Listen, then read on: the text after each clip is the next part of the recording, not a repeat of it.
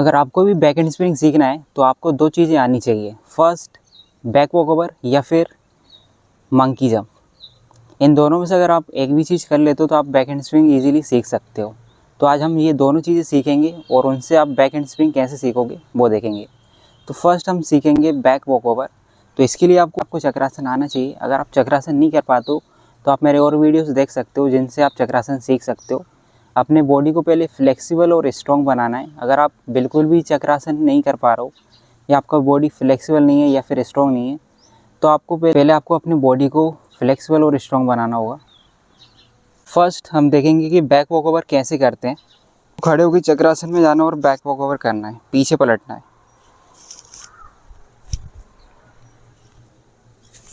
ये अगर आप ये नहीं कर पाओ तो आपको मंकी जंप सीखना पड़ेगा, जिसमें इस तरीके से हम पीछे जंप करते हैं। अगर आप ये दोनों ही चीज़ सीख लेते हो तो आप बैक हैंड स्प्रिंग बिना किसी के सपोर्ट से भी सीख सकते हो। तो फर्स्ट हम देखते हैं कि बैक वॉक ओवर कैसे करें। फर्स्ट तो आपको चक्रासन सीखना पड़ेगा। सेकंड, स्टैंडिंग चक्रासन सीखने के लिए आप किसी दीवार का सपोर्ट ले सकते हो। इस तरीके से फिर दीवार पे हाथ लगाइए, धीरे धीरे नीचे जाना है, ऊपर आना है। सेकंड स्टेप, आपको दोनों हाथों को जितना हो सके दीवार से नीचे रखना है और वापस आना है। ये इस तरीके से प्रैक्टिस करते करते फिर आपको ज़मीन पे लेके जाना है हाथों को और फिर वापस आना है। इस तरीके से अगर आप स्टैंडिंग चक्रासन सीख जाते हो तो आपका जो पीछे जाने का डर है वो थोड़ा ख़त्म हो जाएगा। सेकंड, फिर आपको इसमें पीछे पलटना है। तो पहले तो आप दीवार के साथ ही पलटोगे, चक्रासन में जाइए।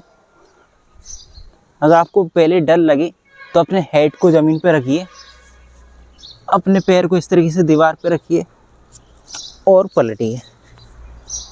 इसका अच्छे से प्रैक्टिस हो जाने के बाद फिर आपको अपने हाथों पे पलटना है। अब हेड को ज़मीन पे नहीं रखेंगे, पैर को ऊपर रखिए और पलटिए। अगर आप थोड़ा बहुत दीवार पे हैंड स्टैंड कर लेते हो इस तरीके से तो ये करना आपके लिए इजी हो जाएगा। अगर आपको हैंड स्टैंड भी नहीं आता दीवार पे तो आपको पहले वो भी सीखना पड़ेगा, क्योंकि अगर आपको पीछे पलटने में डर लगे तो आपको क्या करना है, हैंड स्टैंड में जाना है। यहाँ से ये दीवार पे पैर रखा, दूसरा पैर धीरे धीरे हाथ पास लाए। जैसे हैंड स्टैंड में आप नीचे आते हो वैसे ही नीचे आना है।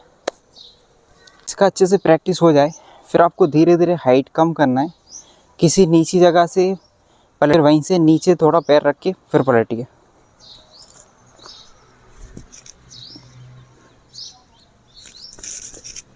ज़मीन से पलटने के लिए आपको चक्रासन में जाना है। एक पैर को थोड़ा अंदर रखिए, बॉडी वेट आके शिफ्ट करते हुए जंप।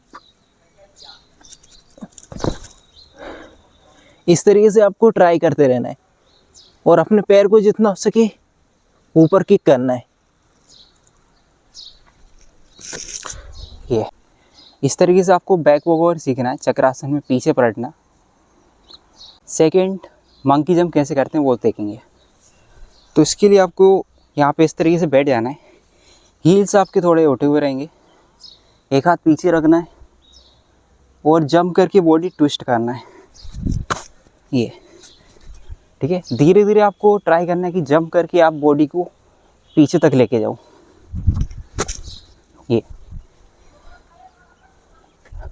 फिर आपको ट्राई करना है थोड़ा सा ऊपर हाइट लेके जंप करना है और ट्विस्ट करना है। हाथ को इस तरीके से फेंकिए, ये धीरे धीरे इसमें हाइट बढ़ाइए।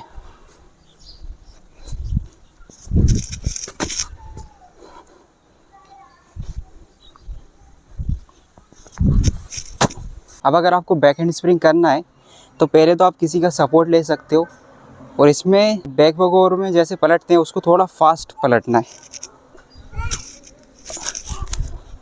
है। इसमें किसी के सपोर्ट लेके करिएगा।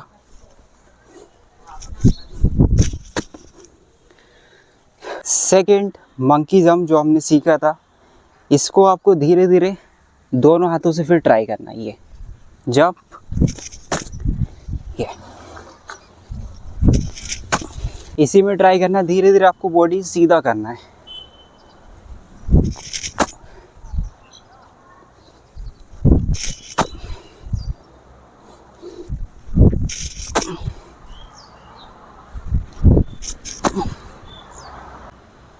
जब इसका अच्छे से प्रैक्टिस हो जाए फिर आपको ट्राई करना है बैक हैंड स्प्रिंग करने का।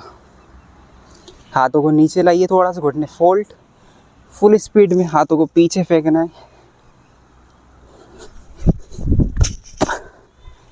इसका प्रैक्टिस किसी सेफ प्लेस पर ही करें जहाँ पे गद्दे हों या फिर रेत हो। और अगर आपके पास कोई सपोर्ट करने वाला है तो आप इसे और जल्दी सीख सकते हैं, या फिर इन 2 स्टेप्स को अच्छे से प्रैक्टिस करिए, बैक वॉकओवर और मंकी जंप। तो इस तरीके से आप प्रैक्टिस करके बैक हैंड स्प्रिंग सीख सकते हैं। मिलते हैं अगली वीडियो में।